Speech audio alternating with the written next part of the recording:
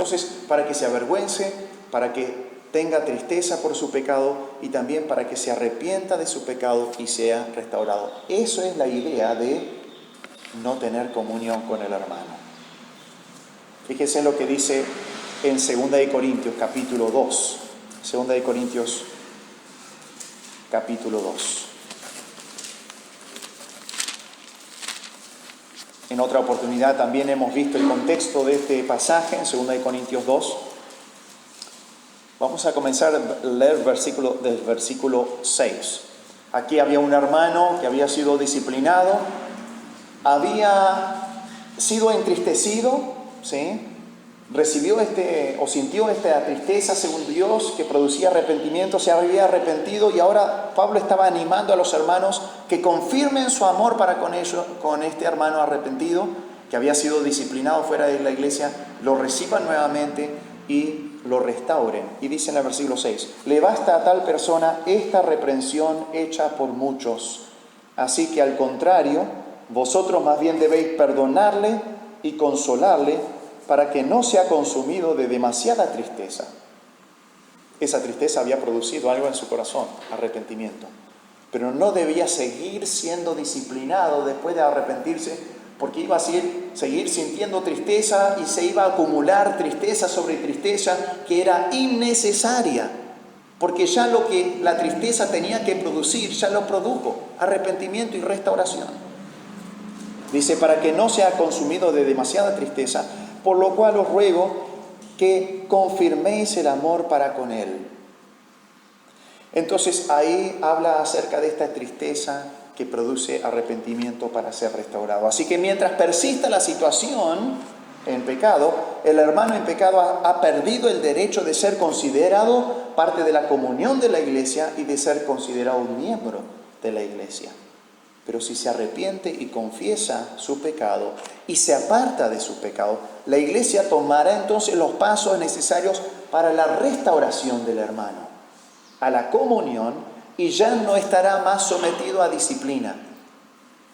Notemos que no dije será restaurado a su posición y ministerio original, ¿no?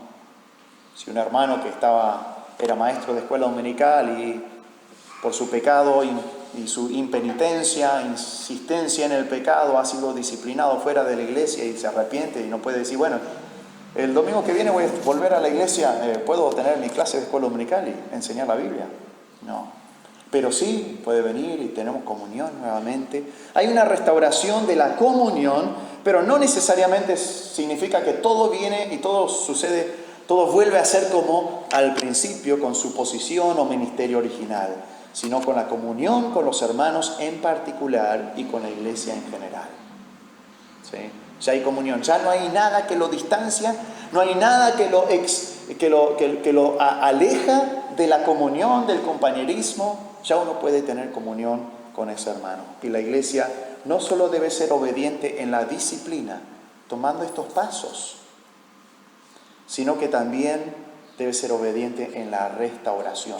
Pablo le estaba animando a la iglesia que sean obedientes en todo. No solamente en disciplinar al hermano, sino ahora cuando está arrepentido, en aceptar al hermano nuevamente a la comunión y ser restaurado. Y por eso dice en el versículo 9, porque también para este fin os escribí, para tener la prueba de si vosotros sois obedientes en todo. Quizás hay algunas iglesias que son muy rápidas en obedecer a disciplinar a los hermanos, pero que son muy lentos en restaurar a los hermanos arrepentidos. Debemos ser obedientes en todo. Y para eso funciona la red de contención. La red de contención no es para que zarandear a algún hermano que está en pecado y empujarlo afuera, sino para contenerlos, para atajarlos. La disciplina nunca es punitiva, como castigo, ¿sí? Sino correctiva, para corregir, para hacer volver. No es un castigo por el pecado. Bueno, vos tenés que sufrir por tu pecado, entonces un castigo. Sino un medio para el arrepentimiento. Así que una vez logrado eso, una vez logrado el arrepentimiento de la persona y la confesión del transgresor, entonces se acaba la disciplina. Si la iglesia insiste en mantener esa disciplina después de la confesión y de evidencia de arrepentimiento verdadero de ese hermano, entonces se convierte en un juicio humano, ¿no? Donde por ahí, en la corte humana, en el juicio humano, bueno, tiene que sufrir, tiene que haber justicia, tiene que sufrir por lo que hizo. Eso es lo que se convierte. Y la iglesia está en peligro de que Satanás tome ventaja sobre la iglesia. Fíjese lo que dice el versículo 10. Y al que vosotros perdonáis, yo también. O sea, si toda la iglesia perdona a este hermano y lo recibe nuevamente en la comunión, él dice, yo también, yo pongo mi voto también. Y eso que lo hacía por carta, ¿no?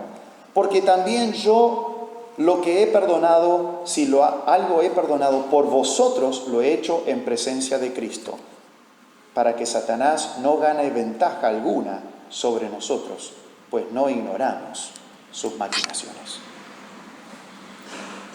Cuando hay arrepentimiento del transgresor, pero no hay perdón de la iglesia, el diablo gana ventaja sobre esa iglesia, porque él sabe que albergar rencor contra un hermano es pecado y va a arruinar la vida del creyente y de la iglesia que lo practica.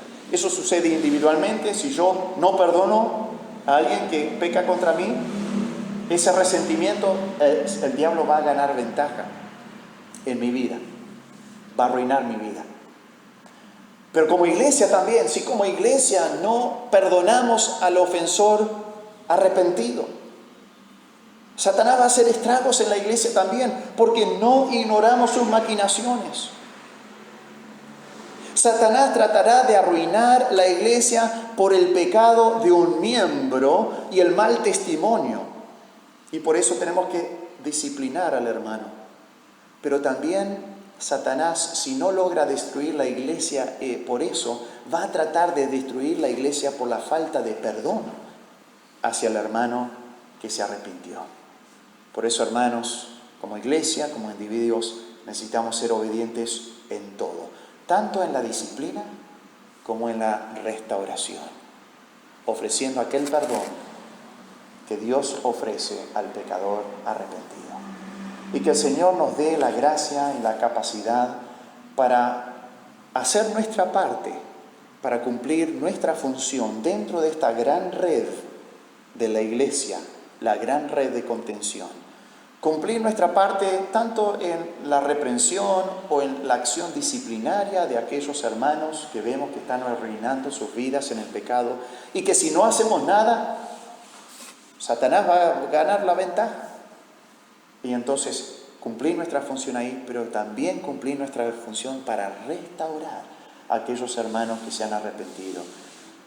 Y que el Señor utilice esto en nuestras vidas, para que Satanás no gane ventaja, ni permitiendo el pecado en la iglesia o en nuestras propias vidas, ni excluyendo a los arrepentidos de nuestra congregación, o de aquellas personas que nos han pedido perdón y estamos todavía manteniendo nuestra distancia de ellos. Vamos a orar. Padre Celestial, gracias te damos por tu palabra. Gracias te damos por esta implicancia de tener a un hermano impenitente como gentil y publicano, significando que no debemos tener comunión con él mientras persista su pecado, mientras persista su falta de arrepentimiento, sino que cuando tratemos con ese hermano, lo tratemos con reprensión y rogando que se arrepienta para volver a tener comunión con el Señor y con la hermandad. Te rogamos, Padre Celestial, que examinemos nuestro propio corazón para que podamos ser personas espirituales, para poder obedecer aquel mandato de Pablo a los Gálatas: vosotros que sois espirituales, restauradle en espíritu de mansedumbre. Oh Padre Celestial, ayúdanos en esto, a cumplir esta tarea para formar parte de esta red de contención, para atajar a cualquier hermano en la fe que amamos y que están en peligro de arruinar sus vidas en el pecado. Guíanos a nosotros también para que podamos, si somos reprendidos por un hermano, que no seamos impenitentes, que no seamos duros de cerviz, que ablandemos nuestro corazón, que sintamos la tristeza según Dios, que nos avergoncemos de nuestro propio pecado y que nos arrepintamos de aquel pecado, lo confesemos y nos apartemos. Todo esto lo pedimos para la honra y la gloria de tu nombre, porque tú eres santo y mereces que cada uno de tus hijos vivan vidas en santificación. En el nombre de Cristo Jesús. Amén.